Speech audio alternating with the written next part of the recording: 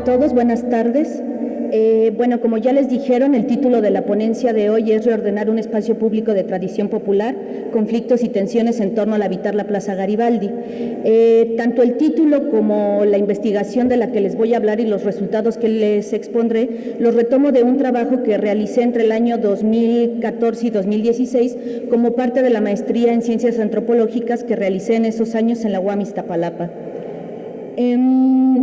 Mi interés por hacer una investigación que tuviera por objeto de estudio a la Plaza Garibaldi surge a partir de un seguimiento periodístico que yo realizo entre los años 2012 y 2014, en el que busco notas relacionadas con el centro histórico y empiezan a resaltar a mi vista toda una serie de encabezados que daban cuenta de ciertas afectaciones y problemáticas en esta plaza tras una reciente renovación urbana. Se hablaba de afectaciones económicas a los mariachis por la prohibición del consumo de alcohol sobre esta plaza, se hablaba de la construcción de un museo al cual se habían opuesto estos mariachis y el que después era calificado como un fracaso. También surgían por ahí las intenciones del entonces delegado de la Cuauhtémoc, Alejandro Fernández, a 2 años de haberse remodelado esta plaza, generar un nuevo plan de intervención que permitiera demoler ese museo que se había construido y regresar la tolerancia al consumo de alcohol sobre la plaza. Todas estas notas giraban en torno a un tema central que era las denuncias de los grupos de mariachis que daban cuenta que a raíz del proceso de renovación urbana el dinero que obtenían por practicar su profesión en este espacio había reducido e incluso se hablaba de la pauperización de su profesión.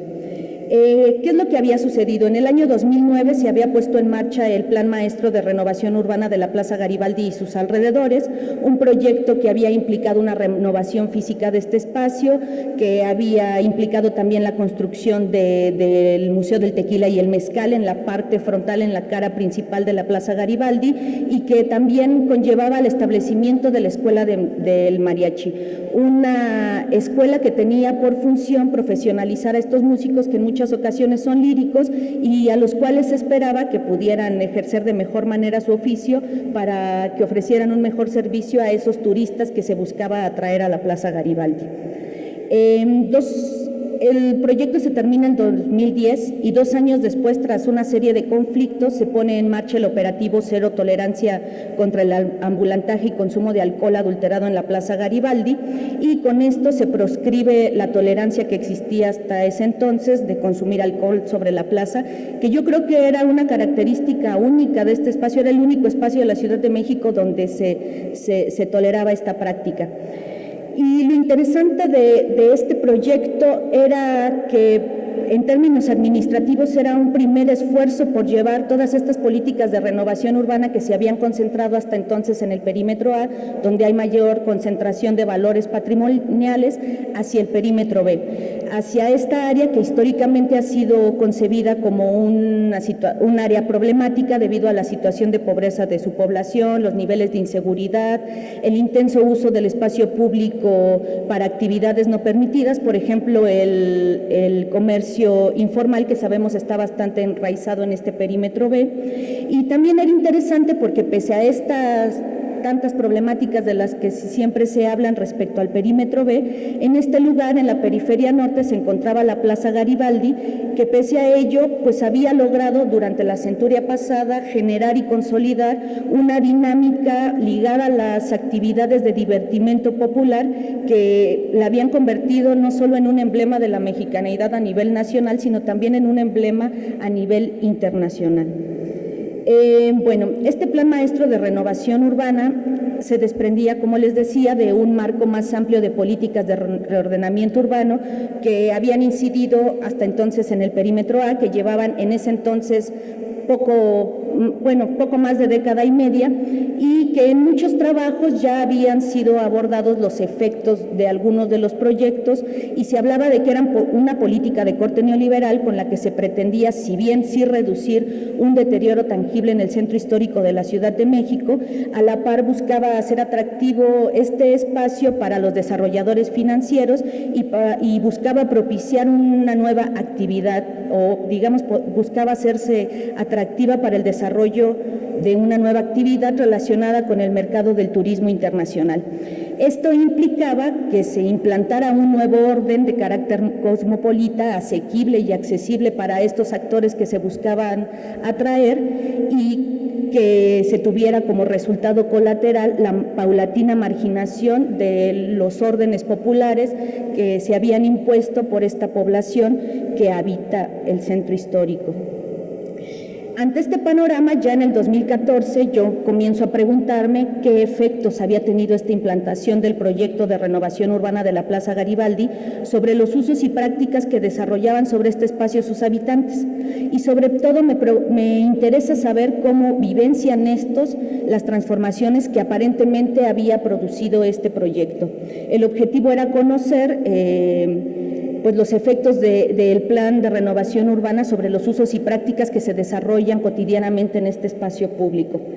Sin embargo, estas preguntas fueron una trampa. Yo misma me tendí una trampa, porque para poder dar cuenta de si había afectado o no las prácticas que se desarrollaban, pues yo tenía que saber cuáles eran esas prácticas y esos usos preexistentes al proyecto de renovación urbana, y cuál era la dinámica de la Plaza Garibaldi, cómo había surgido la Plaza Garibaldi como un fenómeno. En el 2015 realicé el trabajo de campo. Los datos que les voy a exponer hoy surgen de 6 meses de trabajo de campo que realicé entre 2015 y 2016. Y en este trabajo de campo se privilegió sobre todo la observación sobre la Plaza Garibaldi y el desarrollo de charlas informales con los asiduos y trabajadores en este espacio, y a partir de estas observaciones se identificaron a los actores principales y sobre todo las prácticas cotidianas y que son efectivas hoy en día sobre este espacio, bueno, en ese periodo sobre ese espacio. Posteriormente se realizaron entrevistas.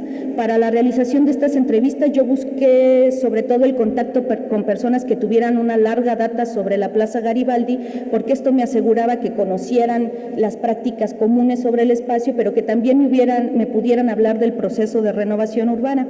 Así se sostuvieron entrevistas con personas que tenían desde 15 hasta 50 años laborando en este lugar o siendo asiduos a este lugar.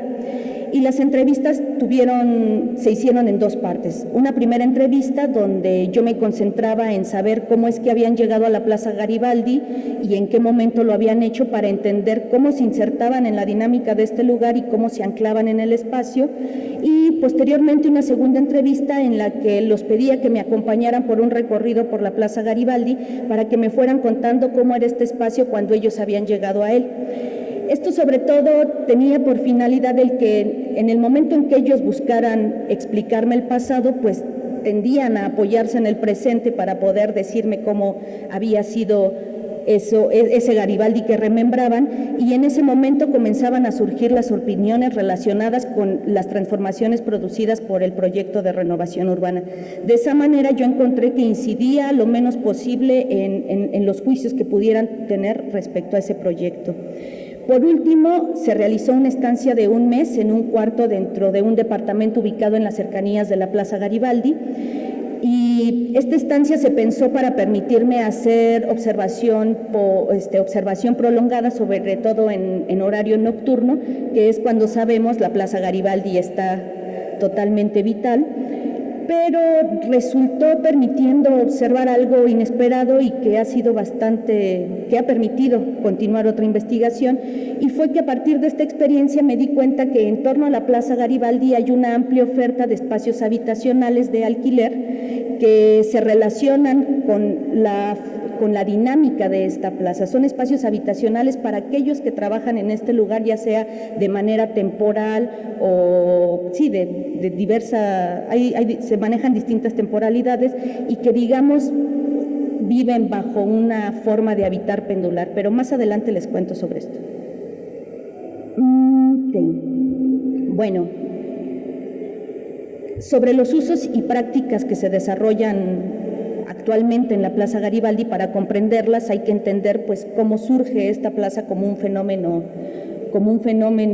digamos, cómo se conforma como un espacio público de tradición popular para los sectores populares. Y bueno, la historia de esta plaza como la conocemos hoy en día, se liga estrechamente a todos estos flujos migratorios que se viven en el país durante la centuria pasada, con mayor énfasis entre la década de 1940 y 1970, cuando a nivel nacional se impulsa un proyecto de desarrollo económico que incentiva la concentración de capital y de industria en las ciudades a costa de un paralelo deterioro de la vida en el campo. Una concentración que sobre todo tiene un énfasis en la Ciudad de México. Es en esta dinámica que la Plaza Garibaldi se constituye como un espacio de oportunidades para los migrantes que llegan a esta plaza y que comienzan a detonar una actividad comercial ligada al divertimento popular, sobre todo personas de origen campesino que ante el deterioro del campo tienen como otra posibilidad de trabajo el ejercer su conocimiento lírico musical.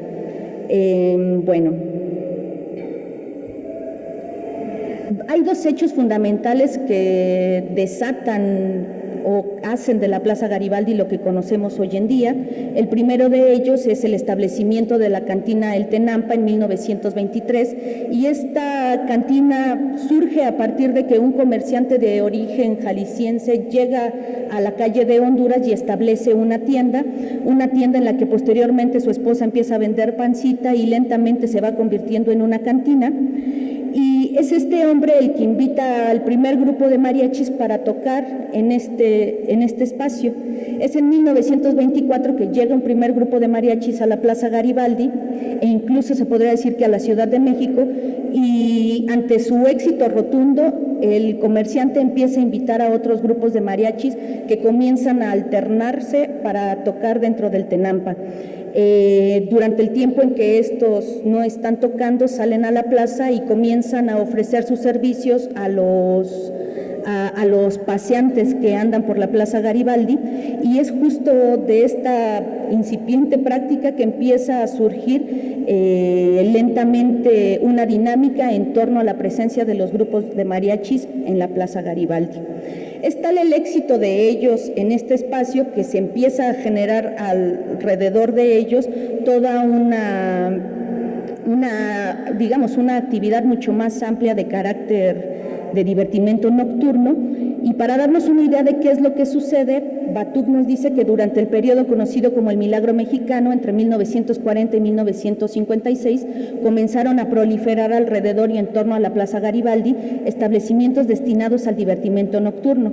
Para el año de 1951 existían en esta área 44 cabarets, 89 cantinas, 35 pulquerías, 13 burdeles, 58 hoteles de paso, 121 accesorias de prostitutas, 3 salones de baile y 6 vinaterías en el barrio. Estas cifras nos permiten dar cuenta del panorama que se había gestado por esos años en torno a la Plaza Garibaldi, una dinámica que por la naturaleza de las actividades, muchas veces informales y al margen de las reglas formales, pues parecía ser una prueba fehaciente de un desorden inconmensurable, y es justamente como bajo la idea del desorden que siempre se está calificando la dinámica pública de la Plaza Garibaldi. Sin embargo, tras la investigación, tras realizar trabajo de campo, me pude dar cuenta de que los usos y prácticas que acaecen sobre esta plaza se sostienen sobre una serie de reglas que no son formales, que son de carácter tácito, pero mediante las cuales los grupos tanto de músicos como otros trabajadores cuyo oficio gira en torno a la dinámica de esta plaza, pues han organizado su presencia en este lugar y logran sostener su presencia sobre la Plaza Garibaldi. Para poder comprender entonces estos usos y estas prácticas, yo busqué distanciarme de un concepto de espacio público moderno que suele dar cuenta de las características que debe de tener un espacio público para ser tal. Se parte de un ideal o de un prototipo que enuncia que un espacio público tiene que ser abierto, tiene que ser accesible para todos, pero si yo enmarcaba la investigación bajo esta noción, iba a terminar por calificar muchas de las prácticas que se dan en la Plaza Garibaldi como anómalas. De ahí entonces retomé el concepto de orden urbano del trabajo de Duo y Giglia, que nos permite dar cuenta de todos esos conjuntos de normas, no necesariamente formales, muchas veces de carácter tácito, a las cuales nos dicen recurren los habitantes de la Ciudad de México para desarrollar las prácticas relacionadas con los usos y las formas de apropiación de los espacios y bienes públicos o de uso colectivo. A partir de este concepto me era ya posible reconocer estos usos y estas prácticas como parte de una forma de habitar que se construía en torno a la Plaza Garibaldi y me permitía darles un lugar para entender cómo se había creado este espacio público, el papel que habían tenido estos grupos y su presencia en él en el desarrollo de la Plaza Garibaldi. Ok. Bueno, ¿y a qué tantos usos y prácticas me refiero? Tras 90 años, ahora más, ya van por los 100 años de elaborar sobre la Plaza Garibaldi, pues los mariachis han instaurado su presencia en este espacio y, como les digo, han tenido que ir generando reglas para resolver los problemas que se les han presentado. En 1940 se reconoció a la Unión Mexicana de Mariachis de la Plaza Garibaldi y se le otorgó el permiso empezaron a otorgar permisos para que los mariachis laboraran sobre este espacio como trabajadores no asalariados. De esta manera la Plaza Garibaldi se constituyó como un espacio de tolerancia para la labor de estos músicos. A la par de esto, pues todos los conflictos que se generaran por el desarrollo de la práctica de estos músicos, pues el peso de esto terminó recayendo en esta Unión Mexicana de Mariachis, que fue la que tuvo que lidiar y ha tenido que lidiar con las problemáticas que se suscitan en este espacio, en torno al trabajo de los mariachis. Para 1940, 1970, que la Plaza Garibaldi permitiera o diera una oportunidad de empleo a estos campesinos que venían a la ciudad para buscar una forma de empleo, pues empezó a generar un problema de sobrepoblación en la plaza. Este problema de sobrepoblación se resolvió, la Unión Mexicana de Mariachis lo resolvió a partir de imponer una regla según la cual no puede trabajar sobre este espacio alguien que no tenga una relación familiar o de compadrazgo que le permita el acceso al lugar. ¿Qué quiere decir? Para que alguien pueda trabajar en la Plaza Garibaldi como músico, necesita que otro músico con una trayectoria que lo respalde, con una trayectoria que lo respalde, dé la cara por él para que pueda insertarse se puede insertar para laborar en la Plaza Garibaldi. Si bien esta manera permite que dentro de la plaza se evite la sobrepoblación, no impide que sigan llegando músicos a querer trabajar en este lugar y que por otro lado ellos argumenten que tienen el derecho a trabajar en un espacio público porque es un espacio público y nadie se lo puede apropiar. Y ahí tenemos dos órdenes regulatorios que se están contradiciendo, el de la Unión Mexicana de Mariachis, que impone esta regla, y las nociones de espacio público, y una noción más amplia de espacio público. Como les digo, a partir de esta regla, pues se soluciona precariamente un problema, pero se generan otros. Y se genera a partir de esto una organización socioespacial que podríamos decir jerárquica sobre la Plaza Garibaldi. ¿A qué me refiero? Los mariachis bueno, no se va a poder, espero que puedan ver el mapa, yo esperaba que se abriera, pero no quiso.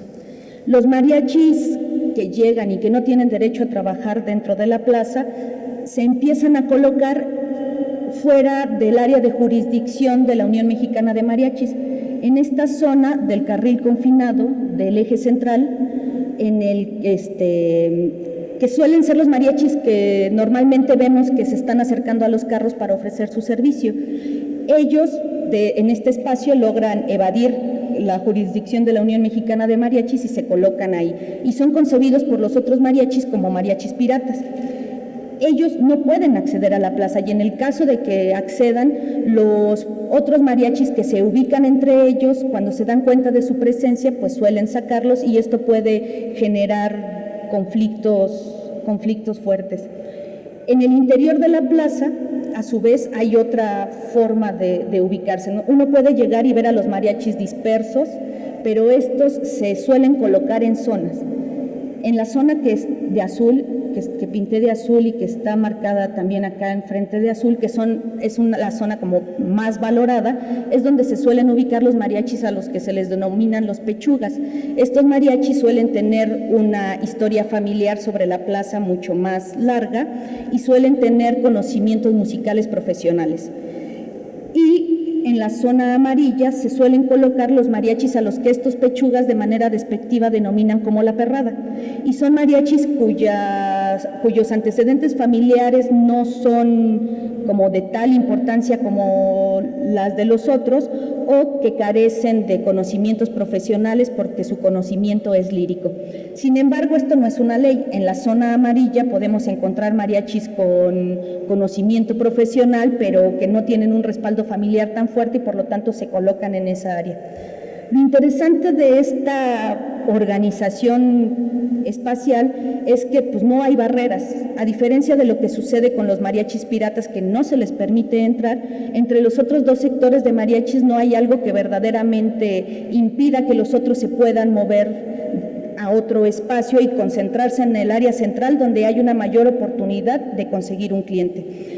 Pero no lo hacen porque en las entrevistas ellos aludían que se sentían más cómodos con el grupo al que ellos pertenecían y entre los cuales estaban sus amigos. Asimismo, entre estas dos áreas se dan como formas de ejercer el oficio diferente. En la zona azul se suelen encontrar grupos que están conformados y que suelen tener ya bastante tiempo tocando juntos y que ensayan para ejercer la práctica, ensayan en conjunto. Y en el área amarilla suelen estar mariachis en solitario, mariachis que están a la espera de que llegue una oportunidad de trabajo. Hay un mariachi principal que se encarga de buscar un cliente y en el momento en que lo encuentra empieza a llamarlos y quien esté disponible se acerca y empiezan a tocar. Estos no pertenecen a un grupo en sí, sino digamos que ante la emergencia se juntan y ejecutan su trabajo. Bien, en su conjunto, no es cierto, esperen. Bueno, respecto a la zona de Garibaldi como una zona de tolerancia, podemos decir que esto fue como una costumbre que se empezó a dar de manera paralela cuando la Plaza Garibaldi se convierte en una zona de tolerancia para el ejercicio de estos músicos. Ellos empiezan a contar cómo al calor de la música los clientes llevaban una botella de alcohol para poder disfrutar más, y esto para ellos era benéfico porque implicaba que quisieran seguir escuchando canciones. El cómo el consumo de alcohol y el escuchar canciones de los músicos se entrelazan y generan, como digamos, se convierten en un éxito en la plaza, pues no tiene que ver con los mariachis, digamos que es algo que se da de manera paralela, y asimismo de manera paralela se empieza a gestar un comercio ambulante de alcohol. Se empiezan a poner sobre la Plaza Garibaldi botelleros, que eran personas que ponían una mesa como esta, sobre ella ponían una amplia variedad de botellas y servían alcohol a cualquier persona que llegara y lo solicitara. Y esto es un comercio informal que se da en paralelo, digo, a la práctica de los mariachis, pero que no tiene relación con ellos. Y por último, sobre los espacios habitacionales, que como les decía, es una amplia oferta de espacios habitacionales que se da en torno a esta plaza y que responde a las necesidades de estos músicos que muchas veces vienen de otros estados de la República o de la zona metropolitana, que sobre todo se interesan por trabajar por las noches, los fines de semana, y que buscan espacios para pernoctar durante estos días. A razón de dar respuesta a esta necesidad, en la Plaza Garibaldi hay dos alternativas. Una de ellas es el alquiler de camas, que funciona de la siguiente manera. En un departamento se disponen la mayor cantidad de camas posibles y por 500 pesos la noche se puede hacer uso de ese espacio al mes. O sea, son 500 pesos al mes. O la otra es el alquiler de cuartos, que son departamentos en los que tanto los cuartos ya existentes como otros que se implementan con otros materiales en las zonas como la cocina, el comedor, la sala. Estas áreas como públicas de una vivienda son cerradas para hacer otros cuartos y también son alquilados como habitaciones. Y a estos espacios suelen recurrir personas que buscan estar sobre la Plaza Garibaldi por mayor tiempo, es decir, vienen de Tlaxcala, vienen a trabajar aquí por un mes y después regresan a su pueblo para dejar dinero y vuelven a la Plaza Garibaldi. Bien, bueno, como les decía, todo este conjunto de reglas, usos y prácticas justo nos permiten dar cuenta de la manera en que la presencia de estos músicos y su dinámica se ha territorializado en la Plaza Garibaldi y en sus alrededores, ha generado una dinámica particular. Y esto nos permite dar cuenta de cómo estos sectores se insertan en un espacio y empiezan a generar un orden. Y al momento de generar un orden podemos hablar de que están habitando la plaza. No necesariamente tienen que residir ahí para estarla habitando. Para esto yo retomo el concepto de Ángela Giglia, que desde una mirada antropológica nos explica que para habitar un espacio lo que necesitamos es poder insertarnos en un lugar, poder leer la dinámica de poder reproducir esa dinámica y en este proceso poder empezar a producir. Es decir, a partir de generar orden se empieza a producir un espacio. Dice ella, el no lugar se convierte en un lugar. Y los mariachis han hecho de la Plaza Garibaldi un lugar. Ya explicado este orden, ¿qué sucede cuando se da la renovación urbana de la Plaza Garibaldi y empieza un proceso de reordenamiento de las prácticas que acaecen en este espacio? Como les decía, la remodelación y reordenamiento en la Plaza Garibaldi se desatan por el Plan Maestro de Renovación de la Plaza Garibaldi y su entorno. Es un proyecto que se da en 2009, entre 2009 y 2010, y que se desprende de un proyecto más amplio que se denominó Proyecto para la Regeneración y Desarrollo Integral del Corredor Turístico Bellas Artes hasta Garibaldi. Fue tutelado por la Secretaría de Desarrollo Urbano y Vivienda y fue ejecutado por la Autoridad del Espacio Público, que en esos años estaba recién constituida. Era un órgano muy joven. En relación a las entrevistas que realicé, hubo 3 temas principales que los mariachis y otros grupos que laboran en este espacio ubicaron como las principales. La primera de ellas era la renovación, cómo había impactado en términos físicos. Se habla mucho de cómo esta imagen minimalista que vemos se replica hoy continuamente en otros tantos espacios que han sido intervenidos en el centro histórico y en otras áreas de la ciudad, pues habían ido en contra de la imagen tradicional de la plaza que tenía relación con la música vernácula que se toca en este lugar. Otro tema importante fue la construcción del MUTEM, que se concluyó en 2010 se concluyó su construcción y se inauguró. Y este espacio, bueno, ahorita les explico más, pero ven el mapa que les ponía, cómo les marcaba con azul, como estas áreas que son las principales para ellos, las que tienen mayor valor por su ubicación, pues es justo en esta área principal donde además estaban los mariachis que eran más valorados sobre la plaza, donde vienen y ponen el Museo del Tequila y el Mezcal. Entonces, este espacio estratégico para ellos, son desplazados de ahí para poner un nuevo actor. Y el otro tema importante que ellos relacionaban con afectaciones a su práctica era justo la prohibición del consumo de alcohol en el año 2012. Estos eran los portales que les digo estaban en la entrada principal de la plaza, y era justo en este espacio donde ellos se colocaban y se mostraban como el atractivo principal de Garibaldi. Algo interesante es que dentro de los objetivos del plan de renovación de la Plaza Garibaldi era justo impulsar la vocación turística y cultural de este espacio, una vocación que sabemos está completamente enraizada con la práctica del mariachi, y que sin embargo en las entrevistas ellos aludían que nunca fueron consultados ni siquiera tomados en cuenta al momento de diseñar el plan de renovación. Explicaban que por el contrario el proyecto había implicado la remoción de elementos que eran útiles para su práctica. Estos portales, por ejemplo, les servían sí para mostrarse como el atractivo principal, pero también para guarecerse en aquellos momentos, guarecerse de las inclemencias de la intemperie. También se removieron, les digo, en ese espacio, entonces expuesto el museo. También fueron removidos otros elementos como el kiosco, que dotaba de un aire tradicional al espacio, y en su lugar se puso una jardinera de agaves, como con toques ahí modernos, algo bastante extraño.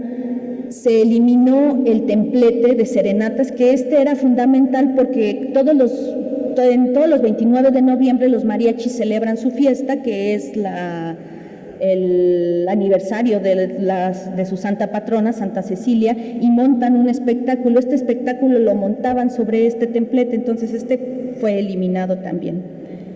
Bueno, esta transformación implicaba una nueva imagen que para ellos parecía que los estaba relegando y no los estaba contemplando. Y en torno a eso se empezaron a generar toda una serie de sospechosismos.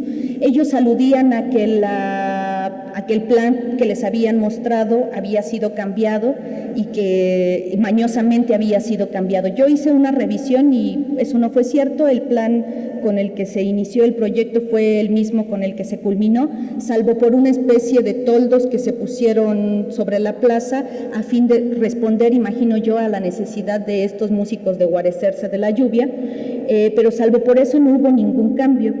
Y más bien habría que entender cómo este sospechosismo responde a una necesidad de estos mariachis de explicarse la razón por la cual un proyecto, al menos en su dimensión física y material, comenzaba a marginarlos, les empezaba a quitar protagonismo y empezaba a implantar a un nuevo actor como la cara principal de la Plaza Garibaldi. Y este nuevo actor era el Museo del Tequila y el Mezcal. ¿Qué sucede con este museo que ha sido tan controversial incluso hasta ahora?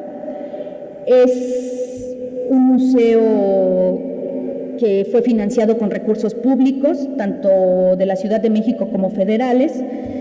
Costó 42 millones de pesos y actualmente es operado por la empresa privada Integradora de Cultura y Raíces Mexicana, SADCB, de la cual se espera que en un lapso de aproximadamente 72-74 años, con mensualidades que paga, retribuya todo o retorne todo este dinero al gobierno. Este museo se concibió para ser como la piedra angular del proyecto que detonara la vida cultural y turística de la plaza, y desde mi perspectiva, ante la falta de un valor patrimonial que permitiera anclar una dinámica nueva para que se expandiera alrededor de toda esta plaza, pues fue necesario construir un espacio que permitiera hacer esto, un espacio que fuera atractivo además para este nuevo público que se buscaba atraer, que era a los turistas internacionales. Un espacio fácil de asimilar para estos. Pues este es un edificio luminiscente con una carátula moderna que terminó por surtir el efecto de relegar a la parte trasera a estos otros usos y prácticas populares. Y bueno, las inconformidades en relación a la construcción de este museo iniciaron prácticamente desde que se empezó a construir, justamente porque implicaba desplazar a los mariachis de esta área que les era tan importante. ¿Qué resultó con el Museo del Tequila y el Mezcal? En el momento en que realizo la investigación, en el año 2016, habían transcurrido 5 años de que se había puesto en operación este museo. Hasta ese entonces había producido una actividad turística, la verdad, bastante precaria. No había logrado cumplir con las expectativas que se le habían impuesto. Y en relación al tipo de turismo que había logrado atraer a la plaza, pues no era favorable para las dinámicas que desarrollan los músicos sobre la Plaza Garibaldi. ¿Por qué? Aquí hay un un testimonio que explica bien. Dice, el turismo que traen es, ahora sí, que no benéfico para la plaza, porque viene el camión de turismo, se para, se planta frente a la Plaza Garibaldi, les dice, esta es Plaza Garibaldi, el mariachi, bla, bla, bla, ya dan detalles ahí muy salpicados, entran al museo, se asoman a la plaza y de regreso, arranca el camión y se va por otro lado, o sea, no funciona para la economía de Garibaldi, no aporta nada. ¿Por qué? Porque para que para los mariachis esto pudiera implicar una entrada de dinero, tendrían estos turistas que permanecer en el lugar, y estas formas de turismo internacional no apuestan por la permanencia. Ok, bueno, algo interesante a decir es que a la fecha se plantea y se han planteado los distintos directivos de la Unión Mexicana de Mariachis la posibilidad de lograr derrumbar este museo, de poderlo quitar. Yo no sé hasta qué punto sea posible, lo cierto es que es un museo completamente desvinculado de la actividad que se realiza en la plaza. Cuando yo realicé la investigación, todavía se encontraba cerrado, hoy en día ya su parte trasera fue abierta y parece como una terraza que da a la Plaza Garibaldi. Sin embargo, continúa manteniéndose al margen y sin relación con la práctica de los mariachis y otros trabajadores que laboran en la plaza. Respecto al fin de la tolerancia y la proscripción del consumo de alcohol, esta se suscita 2 años después del plan de renovación, y pese a que se había montado todo un operativo de seguridad, se habían puesto cámaras, pues esto no impidió que se siguieran suscitando situaciones complicadas. Después de la remodelación hubo una serie de trifulcas entre grupos que parecía que eran porriles, que se peleaban con los asiduos o incluso hubo casos en los que se peleaban con los propios comerciantes, y esto comenzó a ser una prueba fehaciente de que pese a esas cámaras y esos policías, pues ahí estaba sucediendo algo que no se estaba pudiendo controlar. Para el año 2015, por ahí surgió una nota de que el nieto de Malcolm X había muerto en esta plaza. Eso no fue cierto, o sea, el suceso fue enfrente en la colonia Guerrero, enfrente a la Plaza Garibaldi. Lo que sí sucedió aquí fue que en el 2012 una joven a altas horas de la madrugada va hacia el metro Garibaldi y las cámaras del metro captan el momento en que ella está parada y de la nada cae a las vías del metro, pasa el tren y la arrolla.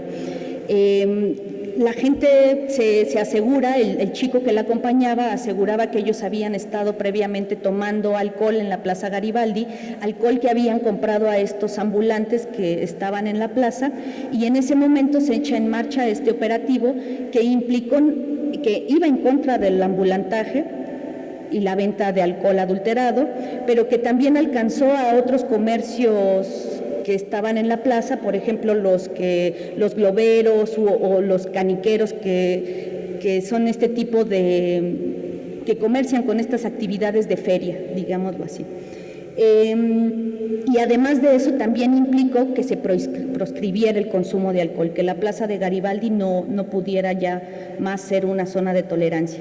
¿Qué sucede ante este hecho? Pues es como algo que genera opiniones encontradas entre los entrevistados, porque por un lado dicen sí a la prohibición de venta de alcohol sobre la Plaza Garibaldi, porque ellos mismos dan cuenta de cómo estos botelleros sí vendían alcohol adulterado o de dudosa procedencia, sí eran abusivos con los cobros por los tragos y sí vendían alcohol a menores de edad, pero por otro lado dicen no a la prohibición del consumo de alcohol porque la práctica de el escuchar música de mariachi, los clientes la relacionan con el consumo de alcohol y ahí es donde ellos obtenían ganancias.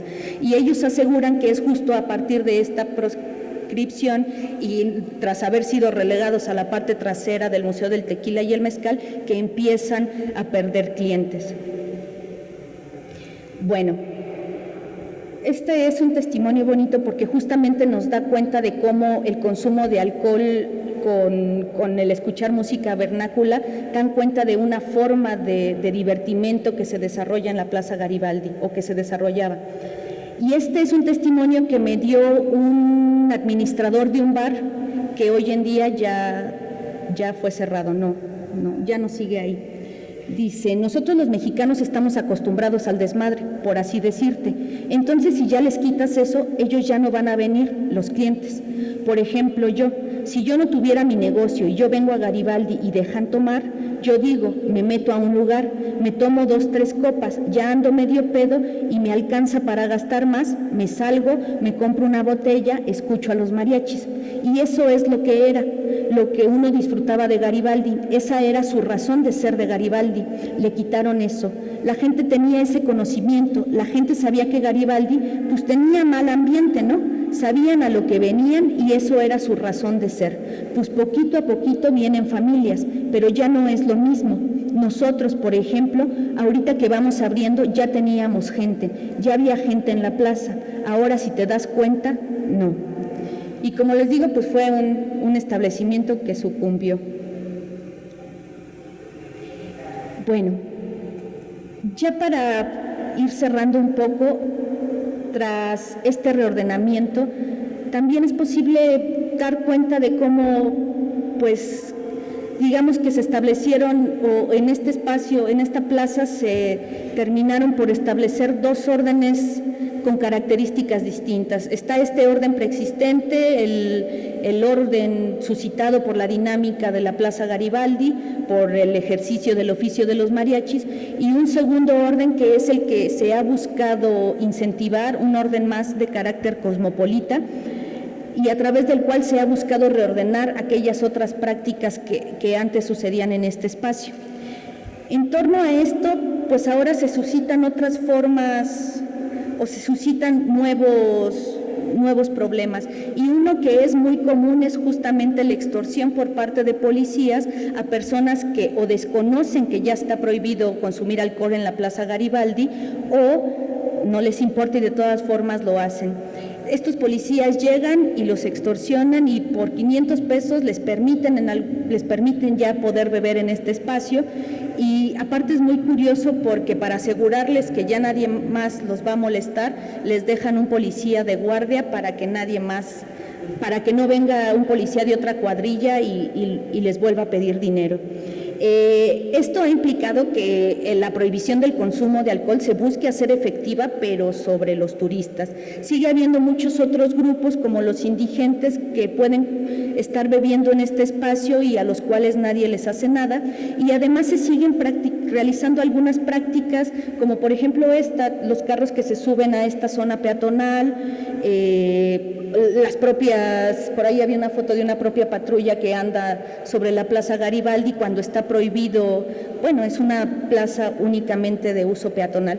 Entonces, la dinámica de la Plaza Garibaldi así es hoy en día. Existe toda esta como prohibición, estos nuevos usos, estas nuevas reglas que se buscan imponer, y paralelamente subyacen, preexisten y continúan esas antiguas prácticas, nada más que ahora marginadas y proscritas. Al final, en la investigación, yo justo busqué dar cuenta de cómo se buscaba implantar un nuevo orden que marginaba a estos sectores populares, y a 4 años de la investigación yo me he preguntado, bueno, si sí es cierto que era un orden que los marginaba y que tendía a irlos desplazando, ¿por qué siguen en este lugar? Y yo creo que de lo más valioso del trabajo es justamente el que se pudo dar cuenta de toda una serie de reglas, de prácticas, un orden sobre el cual se sostiene la presencia de ellos. Entonces, es justamente como este tema que permite dar cuenta de estos sectores populares migrantes que llegan a la Ciudad de México en cierta época, a los cuales se ha observado como se ha estudiado desde el fenómeno migratorio, o se ha hablado de ellos como se les ha observado como sujetos que se tienen que adaptar a una vida urbana, o también se da cuenta de cómo la llegada de estos sectores empieza a generar problemas urbanos, pero no se da cuenta de las formas de organización que generan y la manera en que habitan el centro histórico de la Ciudad de México. Bueno, en ese sentido, ahora me parece a mí importante dar cuenta de estos entramados de relaciones sociales y órdenes habitables en los que se sostienen la presencia de estos sectores, pero en los que además se sostiene mucha de la dinámica del centro histórico de la Ciudad de México y que nos da cuenta de cómo ciertos grupos hacen de este espacio ciudad, cómo hacen estos grupos el centro histórico. Bueno, y esto implicaría admitir y aceptar que ellos son los habitantes de nuestro centro. Por último, si bien, como les decía, yo me preguntaba por qué ellos seguían ahí, porque en algún momento yo asumí una postura muy al calor de todo lo que me estaban diciendo en las entrevistas y del enojo que me manifestaban, y una postura que terminaba por mi parte como marginándolos también como sectores que no tenían capacidad de responder a lo que estaba sucediendo. Pues si bien es algo que cuestiono, curiosamente cuando estaba realizando esta ponencia me eché un clavadito para ver qué se había dicho hasta ahora de la Plaza Garibaldi y me encontré con algo bastante interesante. El entonces director de la mesa directiva de la Unión Mexicana de Mariachis daba cuenta a un reportero de que actualmente había apadronados en esta unión 1,127 músicos registrados. En el tiempo en el que yo realicé la investigación, los números que me había manejado el entonces director de la mesa directiva era 2,500 apadronados. Y en este mismo reportaje, este sujeto daba cuenta de que ante la pérdida de clientes y ante la reducción de trabajo en la Plaza Garibaldi, se había empezado a ver una disminución de la población que trabajaba. De esos 1,127 músicos registrados, solo 750 seguían laborando, y hablaba de que el resto ya había regresado a sus estados en busca de otras oportunidades de empleo, porque la Plaza Garibaldi ya no estaba siendo una opción. Asimismo, me encontré por ahí un tuit del 8 de marzo de 2019 en el que estos músicos daban una serenata a López Obrador como una manifestación para pedir que se volviera a permitir el consumo de alcohol sobre la plaza, porque siguen ellos insistiendo en que su oficio se ha visto pauperizado a raíz de las medidas que se tomaron por el Plan Maestro de Renovación de la Plaza Garibaldi y su entorno. Y bueno, eso sería todo. Muchas gracias a todos. Y bueno, seguimos en el seminario. Le agradecemos muchísimo esta excelente ponencia y sobre todo investigación que llevó la maestra Elia Quintanilla. Y ahora damos paso a los comentarios del doctor Miguel Ángel Aguilar.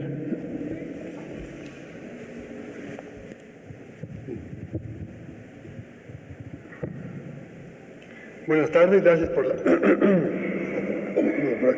Bien, quisiera agradecer al PUEC y a Lisset la invitación a comentar la ponencia que acaba ella de exponer en este seminario, ¿no? Bien, yo tengo un conjunto de comentarios que derivan de la lectura de un artículo que escribió Lisset sobre este tema, y también igualmente de lo que recuerdo de la lectura de la tesis de maestría, ¿no? Presentada hace ya 3 años. 3 años. 3 años, ¿no?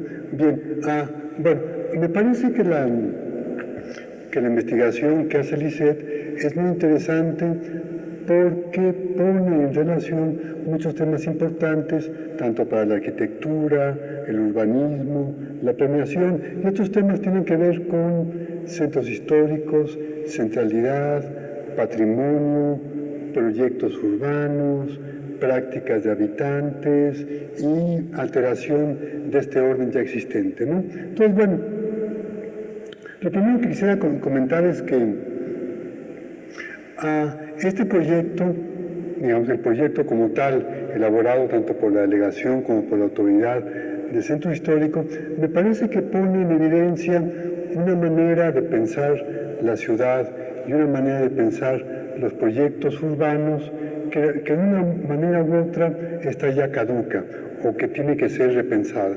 Pensemos, me imagino yo al director de la autoridad del centro histórico caminando por la plaza Garibaldi, como buen arquitecto, mientras va caminando, va diciendo, bueno, aquí hay indigentes, esto es malo, aquí hay gente tirada en la calle, esto es malo, hay botellas de cerveza y tequila, y mientras camina va pensando en su cabeza qué hay que hacer en términos de intervención arquitectónica para cambiar esta situación social que él ve como lamentable o criticable. Entonces empieza a ver Garibaldi con ojos de cierto tipo de arquitecto, en donde piensa internamente, si yo cambio la estructura y el diseño de este lugar, puedo ser capaz de cambiar estas prácticas que yo considero cuestionables o prácticas que hay que erradicar.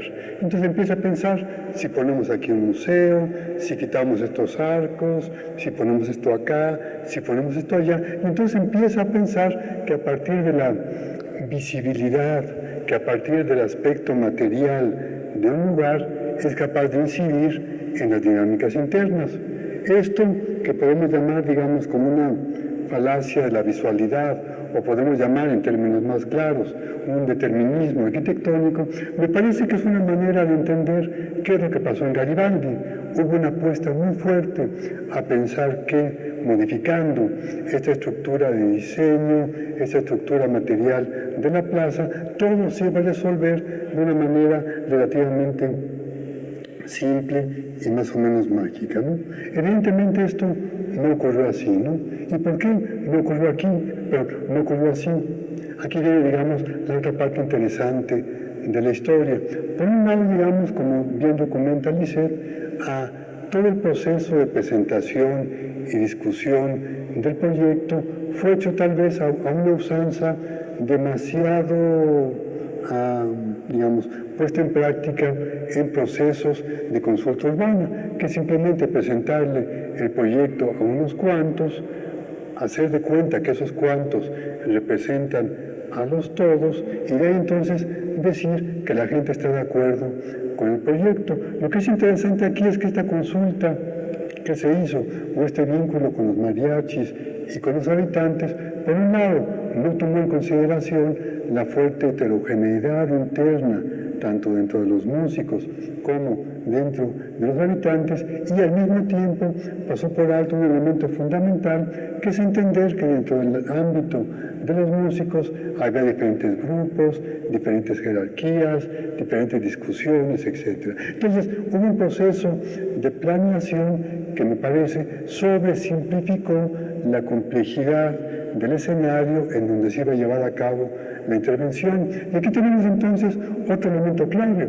Es un escenario complejo, es decir, no basta solo con mirar, decir, ya entendí los problemas, voy a hacer un diseño muy bonito de concurso y ya lo hicimos. No, evidentemente aquí, y este es un problema fuerte para intervenciones de este tipo, el problema está en cómo vamos a conciliar, digamos, una intervención de diseño, una intervención arquitectónica que al mismo tiempo tome en consideración la historia del lugar, tome en consideración las prácticas tradicionales, tome en consideración que hay elementos por mejorar, cosas que erradicar, etc. Entonces, digamos, aquí evidentemente no hay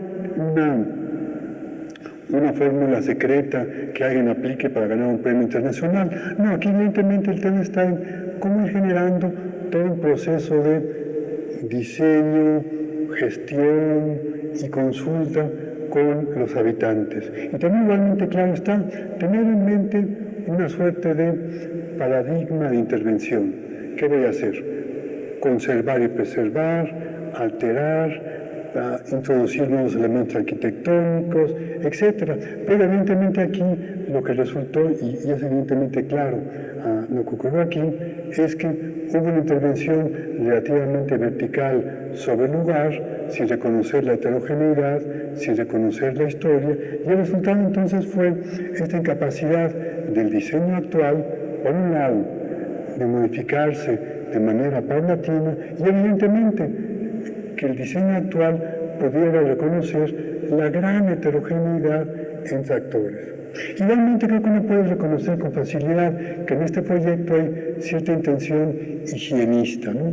Es decir, intervenir el espacio es limpiarlo, hacerlo sano, hacerlo transparente, hacerlo, a fin de cuentas, vendible, ¿no?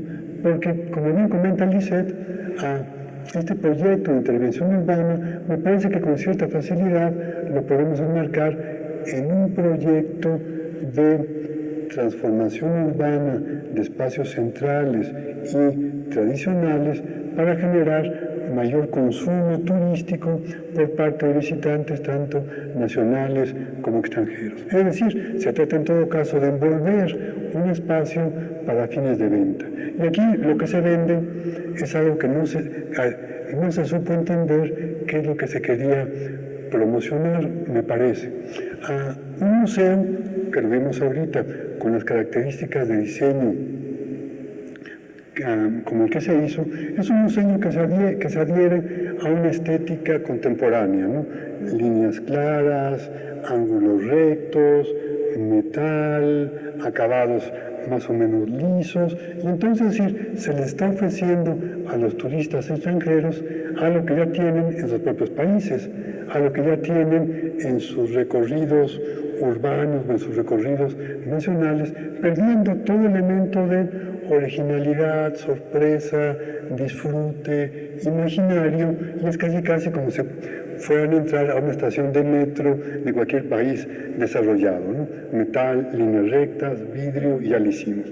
O sea, cero elemento de originalidad y de atractivo sensible, estético. Por otro lado, la idea del Museo del Tequila y del Mezcal me parece que representa una gran pobreza en la manera de imaginar la cultura. Parece que se siguió aquí en principio que decían, ok, cultura hay que hacer un museo. O sea, el mariachi es cultura, el tequila es cultura, hay que poner un museo. Y este tipo de pensamiento es abominable, porque entonces evita replantearse y pensar qué es la cultura, quiénes la hacen, por qué, para qué, de qué manera, y sobre todo, cómo se preserva, cómo se transforma, cómo se muestra. Entonces, esta suerte de falta de imaginación patente en poner un museo, por un lado, digamos, también lleva a pensar que hay una visión muy miope sobre lo que es la cultura inmaterial. Piensa que toda cultura tiene que ser material y exhibible y vendible, si no, no lo es. Entonces, una gran dificultad para pensar la noche, los mariachis, el tequila, la fiesta, los afectos, la irrupción, que es a fin de cuentas lo que hizo de Garibaldi un espacio vivo, con todos los problemas que no podemos olvidar, ¿no? Indigencia, asaltos, alcoholismo, etc. Pero de una manera u otra había ahí algo complejo tramándose que no se supo reconocer. Entonces hubo una idea, insisto, bastante pobre sobre lo que podía ser la cultura y la cultura urbana, ¿no? También igualmente esta investigación nos muestra que para intervenir un espacio como este, digamos, con historia, centralidad, un espacio también muy representado en el imaginario urbano, con películas, canciones, figuras emblemáticas, José Alfredo, Chabela Vargas, etc. Digamos, hay que pensar que una intervención debe tener algo que podemos llamar legitimidad cultural, ¿no? O sea, no cualquier intervención tiene esta suerte de capacidad de interpelar significados, usuarios, prácticas, etc. Entonces, faltó esta idea de pensar no solo el museo, sino el diseño urbano en su conjunto, ¿no? Puede ser que la idea fue ordenar el espacio en el sentido tal vez un poco autoritario, ¿no? Vamos a meter orden allí en donde no lo hay, olvidando tal vez que lo que hacía fascinante para algunos a Garibaldi era el desorden. Esta multiplicidad, esta heterogeneidad es lo que hacía el espacio seductor, ¿no? Bien. Okay. El sentido, digamos, hay dos categorías que están un poco en boga y que me parecen interesantes pensarlas en relación con este proyecto, ¿no? Una categoría que está más o menos al uso es la de placemaking, hacer lugar, y otra categoría es la de sentido del lugar, ¿no? Y ambas son interesantes porque placemaking, ¿sí?, representa una categoría que intenta conjugar la capacidad de acción de arquitectos, instancias de administración, gestión, empresarios privados, y básicamente intenta pensar cómo hacemos de un espacio un lugar, ¿no? Es decir, cómo hacemos de un elemento material relativamente amorfo, relativamente sin límites, cómo le damos un conjunto de valores simbólicos, sensoriales, articulados por la historia, por la práctica, etc. Y en ese placemaking tiene que haber mucha imaginación, pues, ¿no? Porque a partir de una propuesta de diseño, ¿sí?, los propios usuarios o habitantes se apropian y modifican esta propuesta original y le confieren un valor importante, pues, ¿no? O sea, hay proyectos interesantes, no sé, el High Lane en Nueva York, esta vía del metro abandonada, que estaba ahí sin hacer nada, en fin, el gobierno de la ciudad dijo hay que hacer algo aquí, hicieron un parque lineal muy atractivo, de un espacio, digamos, un lugar sin límites, amorfo, poco arraigado en prácticas, se construyó un lugar con relativamente poca inversión, muy exitoso en términos de uso. Aquí entonces me parece que faltó esta imaginación para cómo proponerle a Garibaldi un nuevo placemaking, o un placemaking, o sea, un hacer lugar desde estas múltiples historias, ¿no? Y la segunda categoría vinculada con estos proyectos es la categoría de sentido del lugar, ¿no?, que viene de la geografía humana, ¿no? Y aquí evidentemente, bueno, el sentido del lugar tiene que ver con experiencia, significado, temporalidad, memoria, etc. Y lo interesante es que mientras que el placemaking puede derivar de instancias ajenas al usuario, insisto, arquitectos, gobiernos, empresarios, inversionistas, etc., el sentido del lugar es todo hecho por el habitante, es todo hecho por el usuario. El sentido del lugar juega con las piezas que están ya en el espacio y les confiere un valor particular a partir de su maleabilidad, de sus usos, del imaginario, el deseo, la fantasía, ¿no?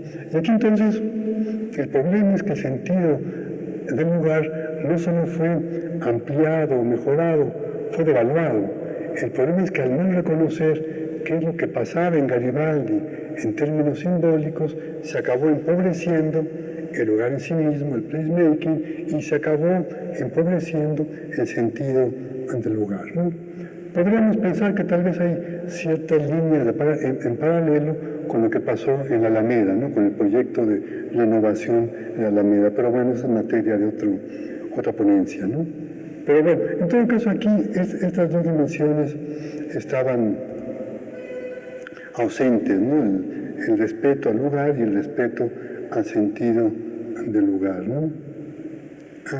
Y parece entonces que finalmente había un imaginario de que para vender Garibaldi había que proponer un Garibaldi para abstemios, ¿no?, finalmente.